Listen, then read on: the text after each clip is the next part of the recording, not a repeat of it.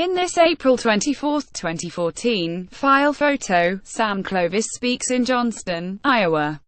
App PhotoCharlie Neibergall, file Sam Clovis was always a pretty suspect pick by President Trump to become the chief science advisor at the U.S. Department of Agriculture, mostly because he's not actually a scientist.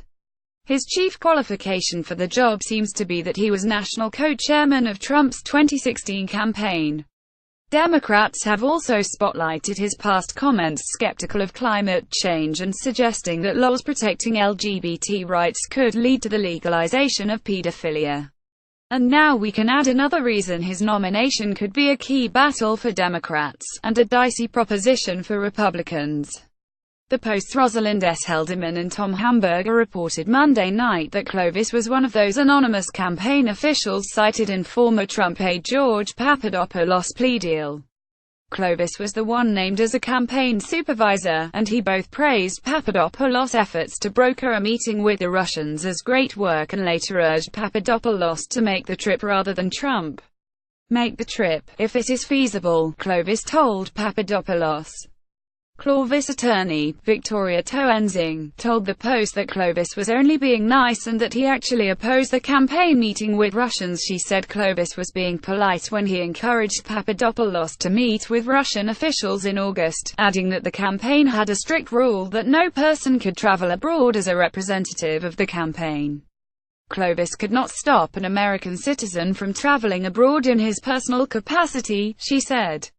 Toensing described Clovis as a polite gentleman from Iowa who would always have been courteous to a person offering to help the campaign. Okay. So basically, Clovis told someone to do something he opposed and was against campaign rules because he was only being a polite Midwesterner and he couldn't technically prevent him from doing it. As a Minnesotan, I'll gladly try to use this excuse going forward. The strained explanation speaks to just how problematic this could be for Clovis. The campaign and the Trump transition team claimed over and over again that it had no contact with Russians during the campaign. Here we have a former Trump foreign policy aide actively setting up a potential meeting with the Russians, and Clovis giving him the thumbs up. At one point, Papadopoulos specified that the meeting was requested by the Russian MFA Ministry of Foreign Affairs, so there was no mistaking who was requesting the meeting.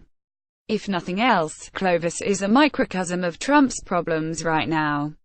Trump seems to surround himself with people who either aren't terribly qualified for their jobs or haven't been carefully vetted, and many of those decisions have come back to bite him.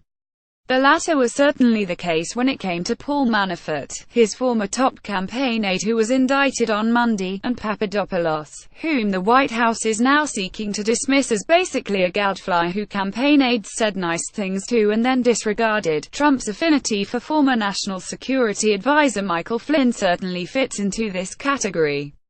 And the appointments of Ben Carson as Housing and Urban Development Secretary and other lower-level appointees have led to plenty of questions about qualifications. We'll see how the Clovis confirmation process pans out, but his nomination certainly fits a pattern of Trump playing fast and loose, and potentially dealing with the consequences later.